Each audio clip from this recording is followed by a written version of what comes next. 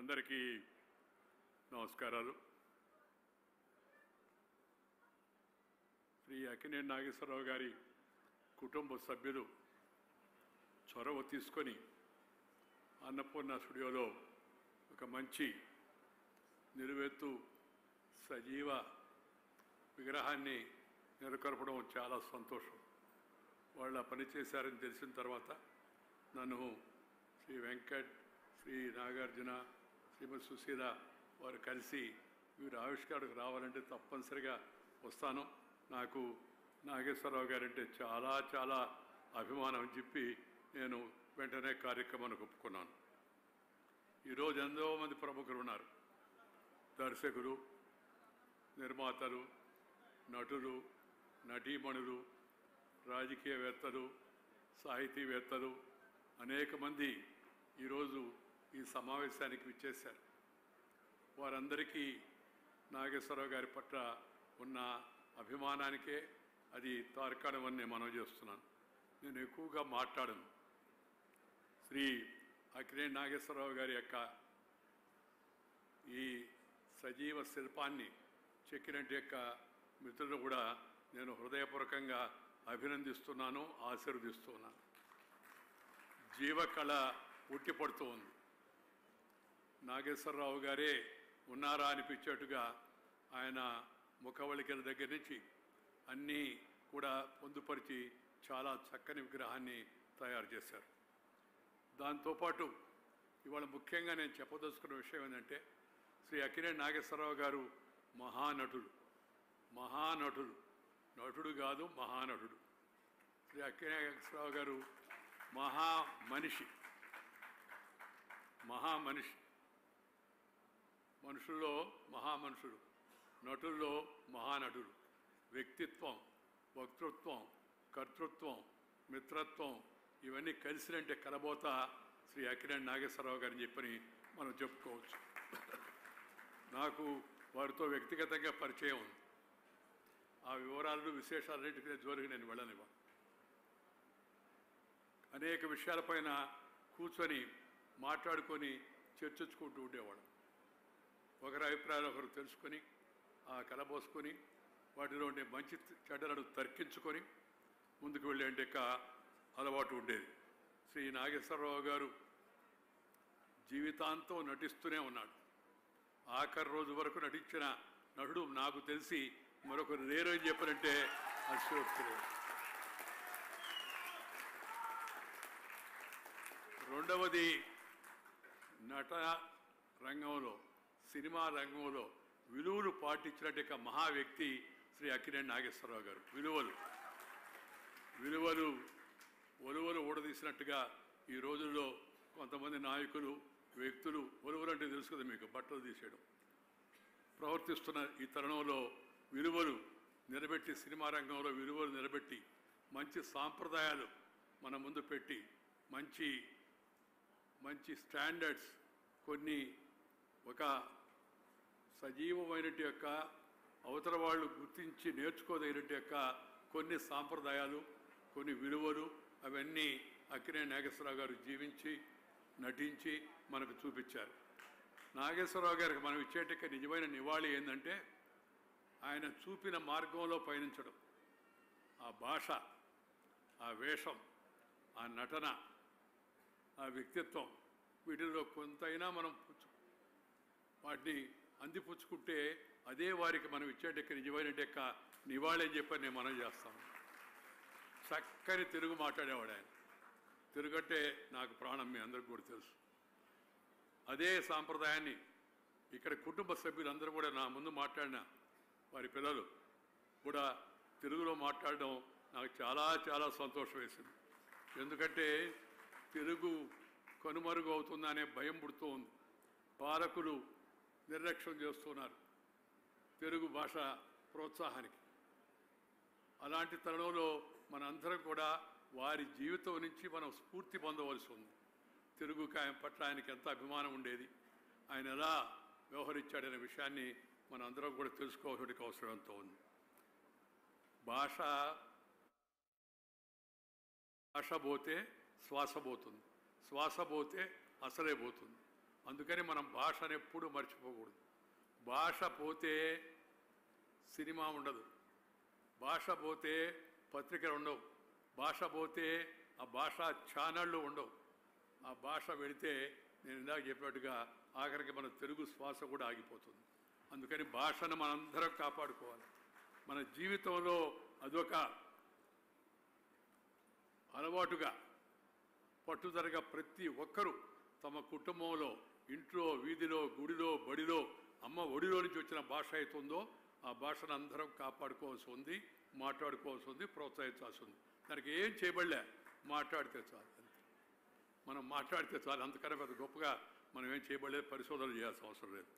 దాంతోపాటు ఏ రంగంలో ఉన్నప్పటికీ కూడా, సినిమా రంగంలో ఉన్నా, రాజకీయ రంగంలో ఉన్నా, వ్యాపార రంగంలో ఉన్నా, లేదు ఇంకొక రంగంలో ఉన్నా కొన్ని విలువలు పాటించాలి, వాల్యూస్ని. ఆ విలువలు పాటించడం అవుతుందో పెద్ద కష్టమైన పనేం కాదు. ఇష్టపడిన పనిని కష్టపడినా నష్టపడేది లేదనే విషయాన్ని మనం గుర్తించాలి. ఆ విలువలకు సజీవ దర్పణం శ్రీ అక్కినేని నాగేశ్వరరావు గారు. దానితో పాటు ఒక ప్రేమ, ఒక అభిమానం, ఒక వాత్సల్యంతో కూడిన విధంగా ఆయన పిల్లలను పెంచారు. ఆ పిల్లలు కూడా ఇవాళ నాకు వాళ్ళందరూ చూస్తుంటే సంతోషంగా ఉంది. కేవలం భాషే కాదు, వేషం కూడా సాంప్రదాయ పద్ధతుల్లో ఇప్పటికీ కాపాడుకుంటున్నారు. ఎందుకంటే ప్రతి ఒక్కరు కూడా గమనించాల్సిన విషయం ఏంటంటే మన కట్టు, మన బొట్టు, మన మాట, మన ఆట, మన పాట, మన భాష, మన యాస, మన గోస, వీటిని బట్టి మనకు గుర్తింపు. అడ్రస్ ఏంటంటే అది, తెలుగు అడ్రస్ ఏంటంటే అది. ఆ అడ్రస్ని మనం ఎప్పుడూ కాపాడుకుంటూ ఉండాలి. ఆ అడ్రస్ పోతే అన్ని గల్లంత అయిపోతాయి. ఆ తర్వాత నేను ఎప్పుడు చెప్తూ ఉంటాను, ఆ గుడివాడ ప్రాంతంలో గుడివాడకి అటు ఇటు పుట్టిన ఇద్దరు మహా వ్యక్తులు మహానటులయ్యారు. తెలుగు సినీ కళా రంగానికి, కళామ తల్లికి రెండు కళ్ళు అక్కినేని నాగేశ్వరరావు గారు, నందమూరి తారక రామారావు గారిని నేను ఎప్పుడు చెబుతూ ఉంటాను. బహుశా అలాంటి కాంబినేషన్ తర్వాత నాగేశ్వరరావు గారి గొప్పతనం ఏంటంటే ఆయన ఎప్పటికప్పుడు తన జీవితాన్ని తాను మదింపు చేసుకునేవాడు. ఇంకా దీన్ని ఎలా మెరుగుపరచాలి, ఇంకా కొత్త విషయాలు ఎలా తెలుసుకోవాలి, ఇంకా మంచిగా ఎలా ఉండాలని ఎప్పటికప్పుడు ఆయన జీవితాన్ని మదించుకుంటుండేవాడు. దానివల్ల he has improved his personality also. ఎలాంటి సినిమా అయినా సరే ఆ సినిమాలో ఒదిగిపోయే విధంగా ఆయన నటించాడు. అమరశిల్పి జక్కన్న గురించి చెప్పారు, విప్రనారాయణ గురించి చెప్పారు, తెనాలి రామకృష్ణుడి గురించి చెప్పారు, మహాకవి కాళిదాసు గురించి చెప్పారు. ఇంకా అనేక ఉదాహరణలు ఉన్నాయి. ఆ పాత్రకు ఒక సజీవమైన ఒక దర్పణంలాగా వాటిల్లో ఇవిడిపోయే విధంగా ఆయన యాక్ట్ చేశాడు. అలాంటి గొప్ప నటుడు. ఒక రకంగా చెప్పాలంటే అక్కినేని నాగేశ్వరరావు గారు ఒక పెద్ద నటనా విశ్వవిద్యాలయం అని చెప్పి నేను మనం చేస్తాను. ఈరోజు ఈ సినిమా రంగంలోకి వచ్చే ప్రతి ఒక్కరు కూడా ఆ విశ్వవిద్యాలయంలో విద్యార్థిని అనుకొని ఆ గుణాలను, ఆ గుణగణాలను, ఆ లక్షణాలను కొంత వాటిని అందించుకుంటే వాళ్ళ జీవితాన్ని వాళ్ళు బాగా మెరుగుపరుచుకోగలరు. ఆయనకు నివాళి కాదు, మన భవిష్యత్తుకి మంచి ప్రణాళికలు మనం వేసుకున్నట్టుగా ఉంటుందని ఈ సందర్భంగా నేను మనం చేస్తూ ఉన్నాను. ఈ శత జయంతి జరపడం ద్వారా ఆయన్ని గుర్తు చేసుకొని, ఆయన అందించినట్టు యొక్క మానవతా విలువలను మనం గుర్తుపెట్టుకొని వాటికి ఇతరులకు అందించడం అవుతుందో అదే ప్రధాన కారణం. వారి స్ఫూర్తిని పంచే విధంగా ఈ విగ్రహం ఉంది. వారి అభిమానులందరూ కూడా ఈరోజు ఎక్కడెక్కడ ఏ కార్యక్రమాలు చేసుకున్నా ఎప్పుడో ఒకప్పుడు వచ్చి తప్పనిసరిగా వారి విగ్రహాన్ని మరి చూస్తారని చెప్పిన విశ్వాసం కూడా నాకు వస్తూ ఉంది. 9 పరిపూర్ణ జీవితాన్ని గడిపాడు ఆయన. పరిపూర్ణమైన జీవితం గడిపి జీవిత చరమాంకం వరకు నటిస్తూనే ఉన్నాడు. కొంతమంది తమ జీవితకాలంలో జీవిస్తారు, జీవితకాలం అయిపోయిన తర్వాత కూడా, అంటే వాళ్ళు లేకపోయినప్పటికీ కూడా జీవించే మహానుభావులు కొందరు, వారిలో అక్కినేని నాగేశ్వరరావు గారు అగ్రగణ్యులు. ఆయన లేకపోయినా ఆయన జీవిస్తాడు. అభిమానుల హృదయాల్లోనే కాదు, తెలుగు ప్రజల యొక్క హృదయాల్లో జీవిస్తూ ఉంటాడు. ఎందుకంటే ఆయన నటనలో జీవించడమే కాదు, ఆ జీవితంలో కూడా కొన్ని ఆదర్శాలు, కొన్ని పద్ధతులు, కొన్ని సాంప్రదాయాలు మనకు పెట్టారు. కానీ నాకు ఆయన సినిమా నటుడుగానే కాదు, సినిమా నటుడు గొప్పవాడుగా, మరొక పక్క ఆయన చాలా పరిణితి కలిగినట్టు ఆశావాదిగా నేను భావిస్తాను. పరిణితి అంటే మెచ్యూర్, ఆ మెచ్యూరిటీ ఆయనకు ఉంది. ఆయన నాస్తికుడు అని మనకు తెలుసు, కానీ నాస్తికుడు అయినప్పటికీ కూడా ఆయన పెద్ద గొప్ప తాత్వికుడు. ఈజ్ ఎ గ్రేట్ ఫిలాసఫర్ అనే విషయాన్ని కూడా మనం గమనించాల్సిన అవసరంతో ఉంది. వ్యక్తిగత జీవితంలో ఆడంబరాలు అతి అంచనాలతో కాకుండా వాస్తవ భౌతిక పరిస్థితులను అర్థం చేసుకొని ఉన్నత స్థాయికి ఎదిగినట్టెక్క విలక్షణ నటుడు, విలక్షణమైన వ్యక్తిత్వ శ్రీ అక్కినేని నాగేశ్వరరావు గారు. కొత్తదనం కోరుకునే యొక్క తత్వం, పోటీ ప్రపంచంలో నెగ్గుకు రావాలన్న కసి, వాస్తవ పరిస్థితులను అంచనా వేసుకొని ముందుకు సాగిన ఓర్పు, నేర్పు, కూర్పు ఆయనలో ఉన్నాయి. దానివల్లనే ఆయన ఒక పరిపూర్ణమైన యొక్క వ్యక్తిత్వాన్ని మరి జీవించి మన ముందు ఆదర్శప్రాయంగా నిలబెట్టాడని చెప్పి నేను అనుకుంటున్నాను. శ్రీ నాగేశ్వరరావు గారు అనేక మందిలాగా నాకు కూడా ఎంతో ఆత్మీయంగా ఉండేవాళ్ళు. పితృవాత్సల్యం చూపించేవారు. అనేక విషయాలు నేను ఇందాక చెప్పినట్టుగా అభిప్రాయాలు పంచుకోవాలి. పెంచుకో, తర్వాత పంచుకో. అదే భారతీయ సంస్కృతి. Share and care is the core of Indian philosophy. తెలియని విషయాలు నేర్చుకో, తెలిసిన విషయాలు ఇద్దరితో పంచుకో అని చెప్పి దాన్ని పూర్తిగా ఆయన ఆ విషయంలో విశ్వాసం ఉండేవాడు. ఆయన జీవితాన్ని చదివాడు. ఇందాక చెప్తున్నారు ఆయన పెద్దగా చదువుకోలేదని. నాకు తెలిసి ఆయన జీవితాలను చదివినంత పరిపూర్ణంగా మరొకరు దగ్గరలో కూడా చదవలేదని చెప్పి నాకు కనిపిస్తుంది. ఆ జీవితంతో ఆయన పోరాటం చేశాడు. జీవితాన్ని ప్రేమించాడు, జీవితాన్ని ఆస్వాదించాడు, జీవితంలో నేర్చుకున్న దానిని ఆచరణలో పెట్టి చూపించాడు. ఈ 4 మాటలు ప్రతి ఒక్కరు కుటుంబ సభ్యులందరూ కూడా గుర్తుంచుకోవాల్సి ఉంది. జీవితంతో పోరాటం చేశాడు, జీవితాన్ని ప్రేమించారు, జీవితాన్ని ఆస్వాదించారు, జీవితంలో నేర్చుకున్న దానిని ఆచరణలో చెప్పి చూపించారు. ఈ గాని మనం అలవాటు చేసుకుంటే శ్రీ నాగేశ్వరరావు గారికి నిజమైన నివాళులు అర్పించిన వాళ్ళు అవుతాను. మీ అందరూ కూడా మనం చెప్తున్నాం. వారు ఎప్పుడు జీవితంలో పోరాడి ఓడిపోలేదు. దానికి కారణం ఆత్మవిశ్వాసం. మరొక కారణం జీవితం యొక్క విలువ తెరవడం. ఈ తరం యువతరానికి ఈ కిటుకు తెలిస్తే చాలు. 1 ఆత్మవిశ్వాసం, 2 జీవితం యొక్క విలువ తెలుసుకుంటే యువత తప్పనిసరిగా ముందుకు వెళ్ళాలి. ఈ వారిని నటుడుగా ఆరాధించడమే కాదు, వారి జీవితం నుంచి స్ఫూర్తి పొంది నేర్చుకోవాల్సింది ఎంతో ఉందని నా వ్యక్తిగతమైన అభిప్రాయం. ఒక సాధారణ రైతు కుటుంబంలో పుట్టిన ఆయన కళాకారునిగా మారి కళని నమ్ముకొని జీవితంలో ఉన్నత స్థాయికి ఎదిగాడు. పెద్ద పోటీ ప్రపంచం ఆ రోజుల్లో పోటీ ఉన్నది. ఆ పోటీలో కూడా తట్టుకొని నెట్టుకొని ముందుకు సాగాడని చెప్పినట్టే ఆయనలో కష్టపడే తత్వం వలన దానికి కారణం. ఆ విద్యా సంస్థలు ఏర్పాటు చేయడం గురించి దాకా చెప్పారు. విద్యాదానాలు చేశాడు. జీవితంలో తాను సంపాదించిన దాంట్లో కొంత సమాజానికి కూడా ఖర్చు పెట్టాలనే ఒక భారతీయ సిద్ధాంతం, తాత్విక చింతన ఏతుందో ఆయన మనకి చూపించాడు. శ్రీ ఘంటసాల బలరామయ్య గారు ఆయన అందాన్ని చూసి తొలి అవకాశాన్ని ఇచ్చాడు. ఆ అవకాశం నుంచే తెలుగు చరిత్ర పరిశ్రమను ఆయన చాలా సంవత్సరాల పాటు ఏలాడు. వాళ్ళిద్దరూ ఏలారు.